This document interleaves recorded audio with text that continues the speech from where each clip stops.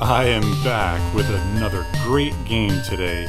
I'm so excited to talk about this one. This is a 1988 TX Sector pinball machine by Gottlieb.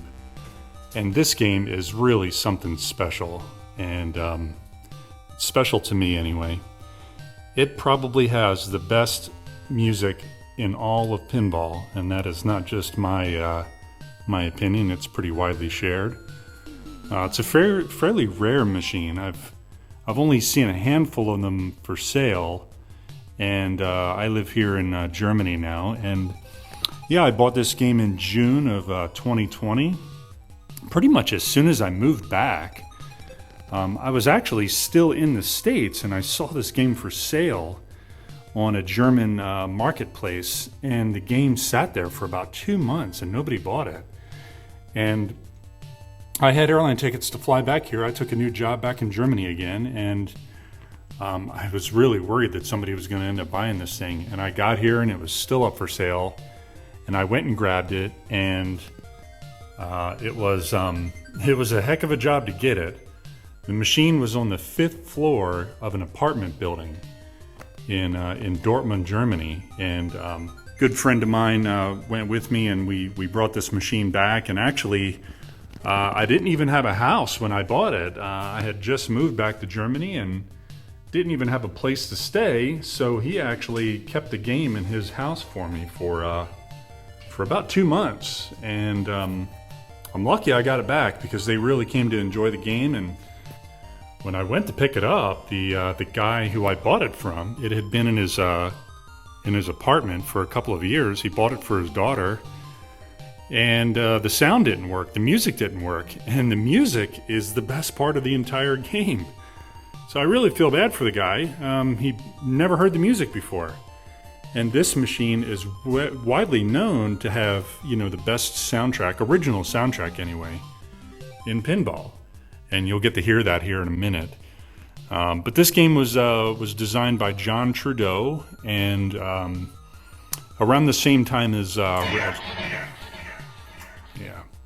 around the same time as RoboWar. RoboWar came out in '88 as well. So I kind of consider these two as like sister machines, and have them here together. But yeah, we'll take a close look at this game, and then we'll get to hear the music. You heard a little bit about it, the music in the intro there. But a fantastic machine that I guess for a while you could get pretty cheap. It was kind of a forgotten Gottlieb machine that nobody really cared about anymore. And then a couple of years ago, they had this game in one of the Papa pinball tournaments, and they had the music cranked up, and people heard it, and people discovered it. And, I'll be honest, I heard about it by watching TNT Amusement's videos, and Todd Tuckey talked about it, just like he had talked about RoboWar. And it's, that's where I discovered the machine, and again, I was really lucky to find one for sale here in Europe. Yeah, it's a pretty neat backlash, and there are reproductions you can get for this. But I don't mind the original at all. It's kind of strange, you're transporting this guy from one side of the game to the other, transporting him from one side of the playfield to the other here. That's kind of the premise of the whole machine. So yeah, we'll take a look under the playfield. I'll go ahead and raise the playfield up, and we'll have a look underneath the TX sector. Going to try to get the balls out of the machine here, so as not to cause any damage. Might raise it. I always like, if I can, to pull the balls out of the machine. Otherwise, sometimes they'll go flying into the back and possibly smash up a plastic or a ramp or something like that. But, yeah, so you can see here the System 80B. So yeah, when I got this machine, everything was working except for the sound. I think there was one problem with one of the drop target mechanisms, I believe, was not resetting properly. So yeah, this is System 80 design, and the game is obviously turned on now, so I'm not going to mess around too much with it, but I did do the ground mod, which you see all the connectors here have been spliced together. Basically, these are all the grounds coming back from the playfield, and I believe also the back box. They had issues on some of the System 80 machines with the connectors here, with the pins losing connection, and then you would lose a ground. So since these are all ground wires, the solution is to actually splice all the wires together to form one common wire, so it has many paths to ground. And then if you have one individual pin that loses contact, then you know that the system will still work, that the game will still work. There's a couple different ways of solving that, and I did a different solution on RoboWar, but for this machine, that's how I did it. I basically stripped all the wires, and then I soldered them together, and then I taped everything up. But beyond that, the machine is fairly clean. The under the playfield is really clean. I have LED'd the game. These are Comet Pinball 2 SMD, Sunlight White, and then I put some colored LEDs in the inserts. But the GI has frosted lens, and then a lot of the other inserts here just have a clear lens. So, you know, rebuilt the flippers. Got some purple bendies up here for the extra ball. I believe down here, if I remember correctly, I think it was this 4-bank drop target mechanism right here that was not resetting properly. I think there was one problem with a coil, and I think that's what it was. Another thing that I've done is I've added a bendy here. I've added a light socket with a red bendy that illuminates the drop target. I have a subwoofer hooked up to this game because the sound is really incredible. So that's the little alligator clips you see coming up there. That comes from the subwoofer down below.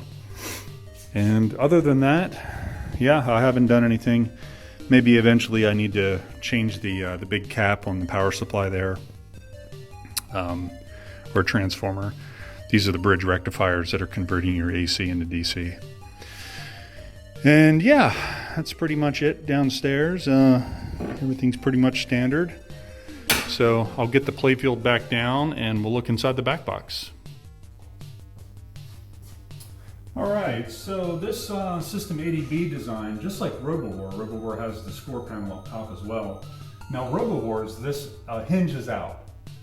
It's unlocked with a key and it'll hinge out, and then you can get the translite out really easy. This game, it's a little bit more difficult. Actually, I have it, in an arcade it would be locked a little bit tighter than that, and this comes out quite easily. But normally it's kind of a bear to get that out. Here is the inside the back box. Yeah, I have an aftermarket MPU in this game. This is from Swimmer Electronics, and the gentleman that makes this board, he does a really great job, and I think I paid around $250 for this board, maybe plus or minus, but it came with the pre-flashed ROMs for TX Sector, and these are inside a ZIF socket, a zero insertion 4 socket, so you can actually pull this lever down and pop that ROM out and swap that out super easy. And then a lot of the chips are socketed, which is great if you ever have issues on the board. Actually, now that I look at it, every single chip on the board is socketed. They're not soldered, which is amazing. Really done well. So the game doesn't have a battery installed. It has an NVRAM installed up there. And the reason that I have this standalone, or excuse me, this aftermarket MPU is when I got the game, it actually had a replacement board that's manufactured here in Europe, and it runs on a Raspberry Pi. It's called a Lisy 80, Lisy 80, and I didn't really like that solution because it was running in an emulation, and I was concerned that maybe the game wasn't reacting exactly how the designers intended.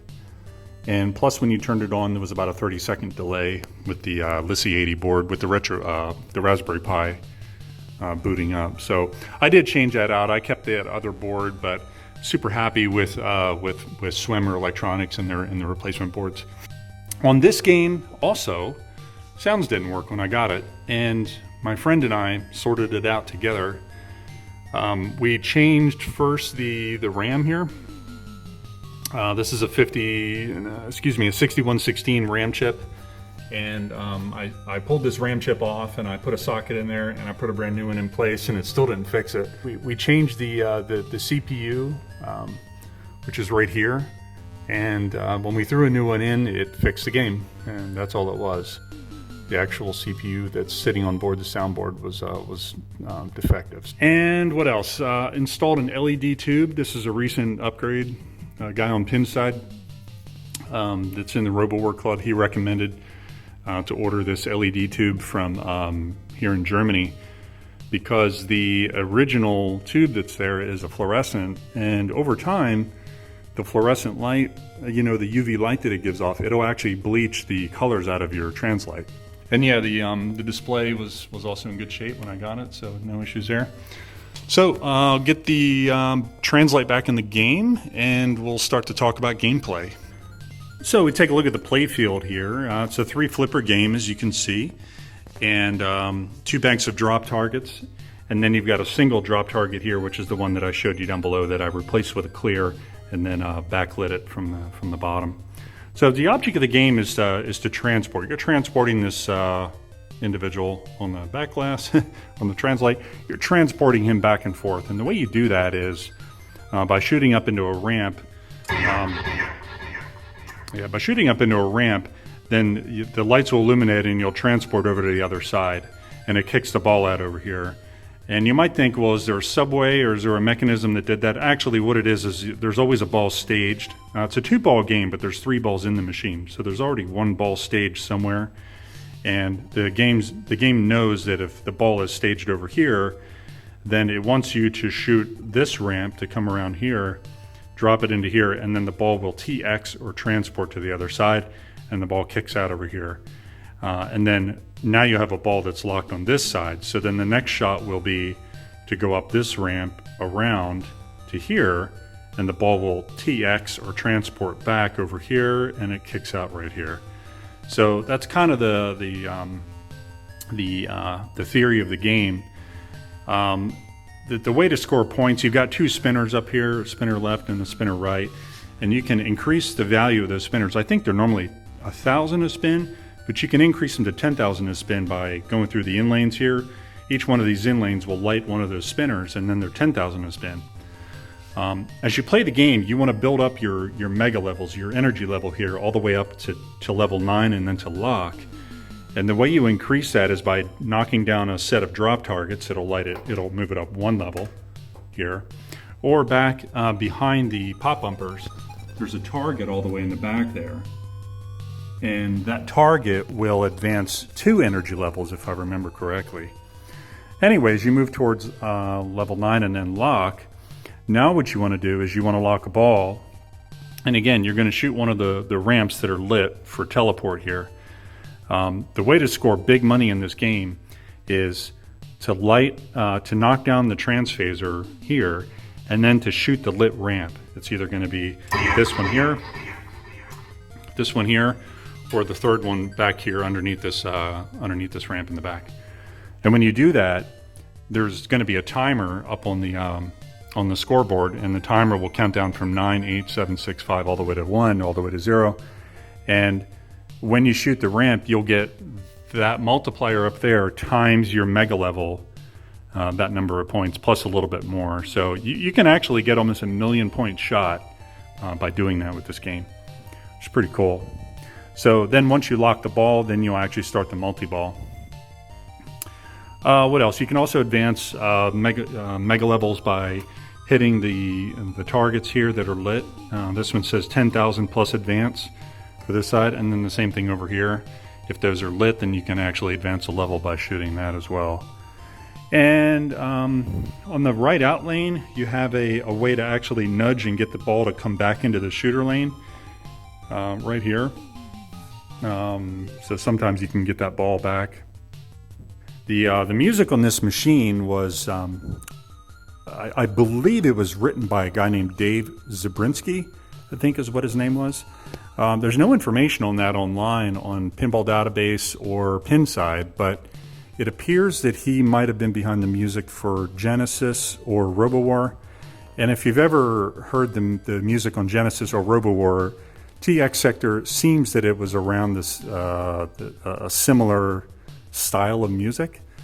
Whoever wrote the music did an incredible job, and it's a shame that they're not recognized. The game itself was by John Trudeau, but there's not a whole lot of information about the team that put the game together, and it's not on the playfield anywhere either.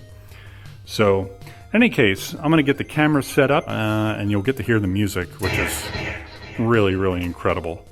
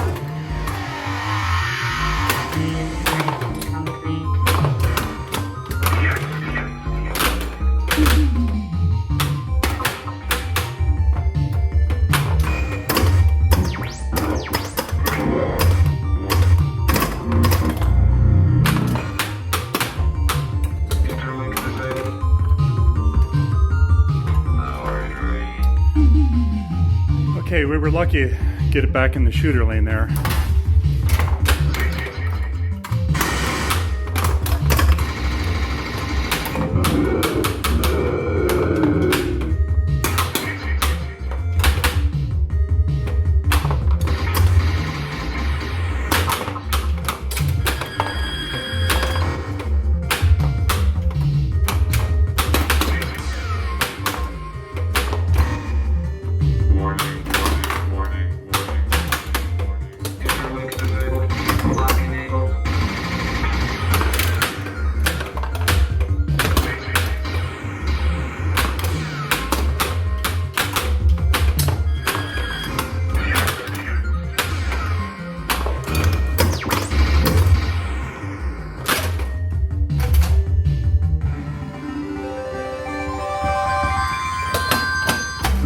Okay, we're at 1.26 million.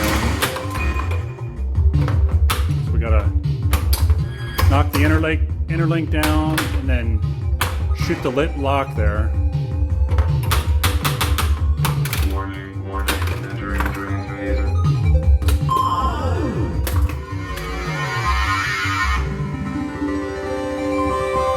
Release enabled. Yeah, we get multi-ball here. It never lasts very long.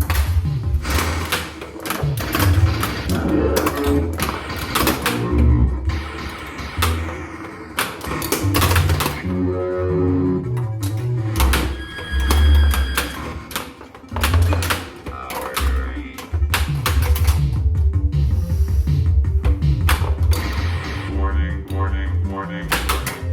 Whoa! Interlink disabled.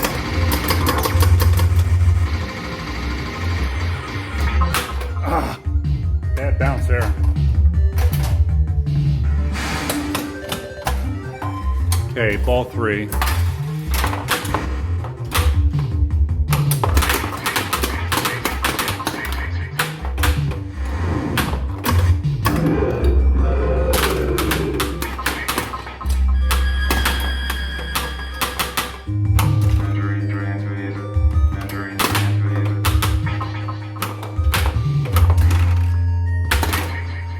Warning.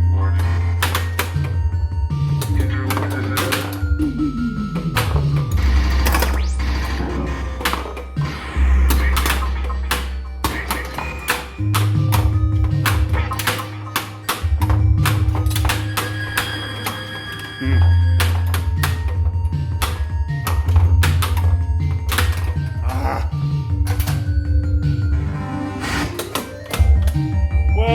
that's going to do it for me. 2.6 million. My high score is a little bit over 8 million, but